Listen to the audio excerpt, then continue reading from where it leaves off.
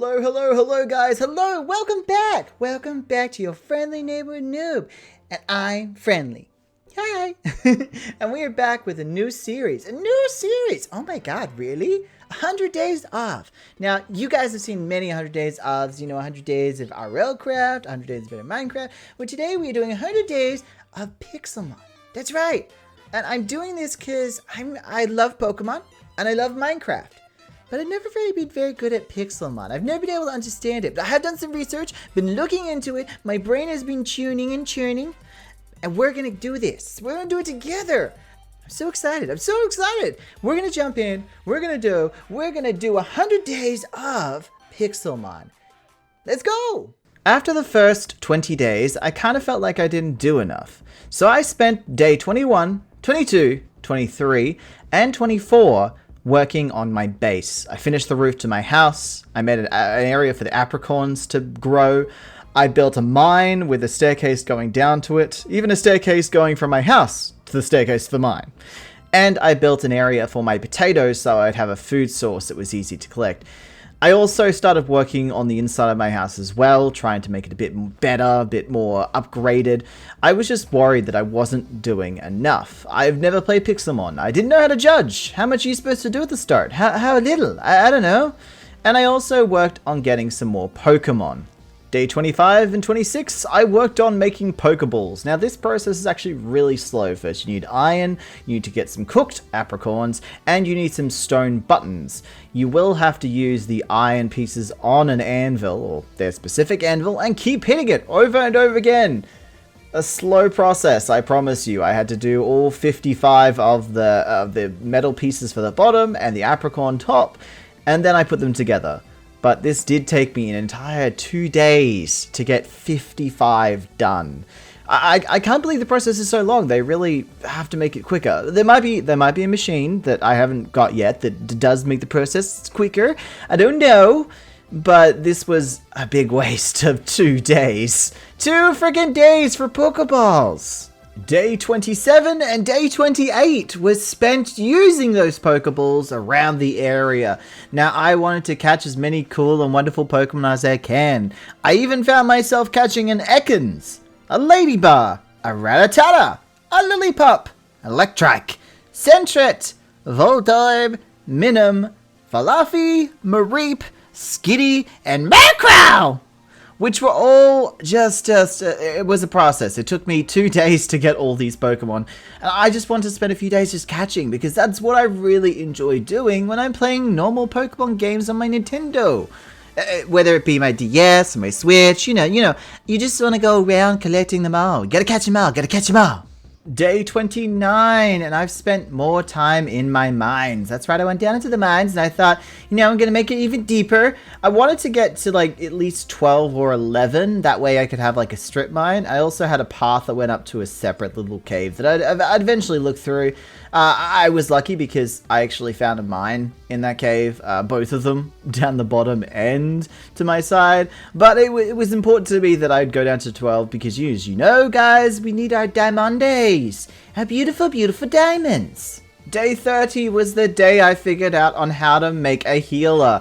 All I needed was aluminium plates, which I soon found out that I would use them the same way I do Pokeballs. When you're creating Pokeballs, you have to hammer it into the ground. Yeah, it's the same thing, just using aluminium ingots on the anvil and then beating the hell out of them. That's right, using 4 of them with some diamonds and I think it was the iron ingots, and I made a healer, so I wouldn't have to go running down to always the village every time I needed to heal Pokemon.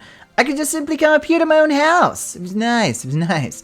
I also took that as a way, as a hint that I should be doing some more leveling. So I went out and I defeated some more Pokemon, Gonna level up my Pokemon a little bit more, just a tiny bit. I don't want my Pokemon to be overpowered. But I have to say, I am enjoying the higher levels. While leveling my Pokemon, I also came across an epic boss, and it was an Ampharos, I believe. I'm not entirely sure. It looks like an Ampharos, but it's like a crazy wild Ampharos. Marie, Fluffy, the Ampharos. But no, I didn't want to deal with it because, I didn't feel like I was ready for it. It was an epic battle, so I thought, it'd be around level 50s, 60s. Wasn't too sure, but I didn't think I was ready. 31, another day of leveling. I also wanted to make sure that my apricot stash was up to date because I knew there'd be a point where I was going to run out of Pokeballs. You never know, you never know. But I did want to level up some more Pokemon, even explore and see what other Pokemon were in the area because I was mainly staying near my house. Now, the reason I was staying near my house is I'm not used to Pixelmon, I was a little bit scared, and I thought if I move far away and all my Pokemon faint, I'm going to have to run all the way back, and it's going to be a nightmare. But my Pokemon are in their 20s now, and I think that I should be able to explore a little more. On day 32, we finally made it to 12 and 11. I was super excited because I knew that this meant I could finally get Obsidian.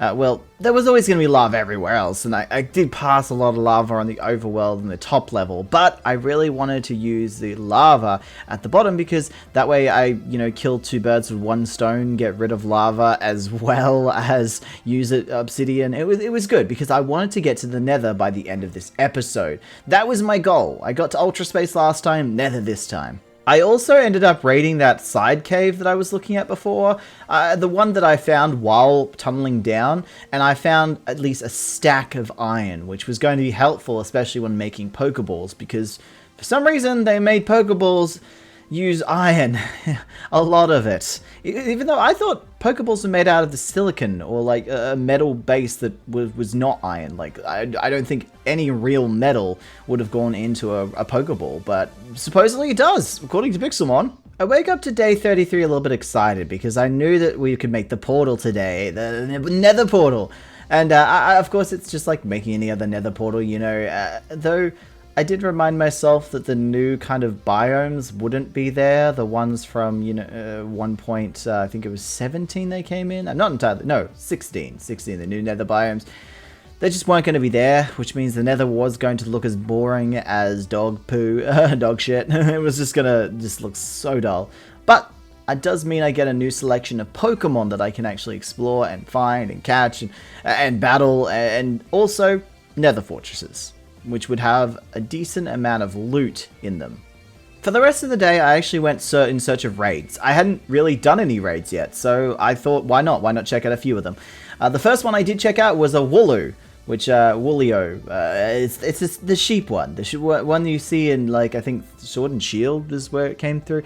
Anyway, I used my grass bird type, my Dartrix, and took it out pretty quickly, actually. And we did check out some more ones. I found a Rattata, I found a Magma, and it was all very bland sort of battle. It was just click and wait, and yeah, it wasn't my favorite, but I did get a decent amount of essence from each of them, which was something we could use later.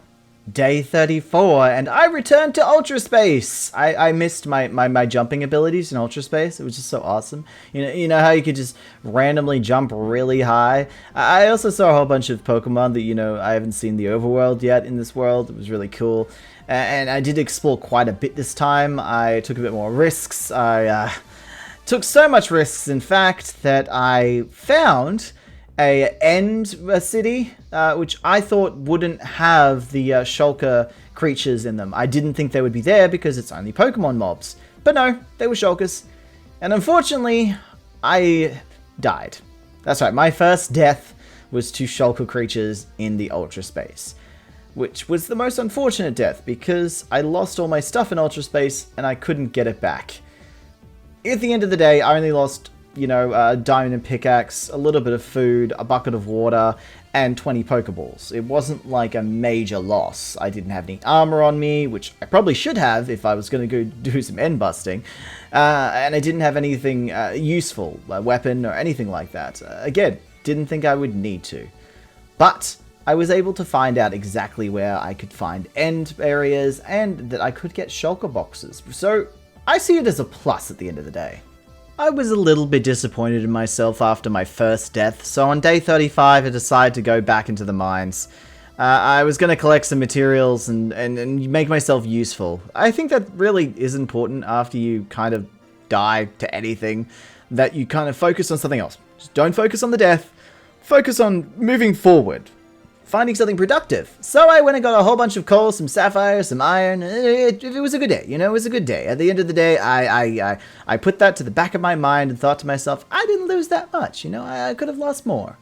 Day 36, and I finally considered enchantments. I mean, yes, normal Pokemon, you wouldn't have to think about that, and normal Minecraft, I would have already thought about it by now, but enchantments are important, especially with materials, tools, weapons, armor, and I started to think about it. I was like, I think it's about time I get my enchantment table done, and some bookcases.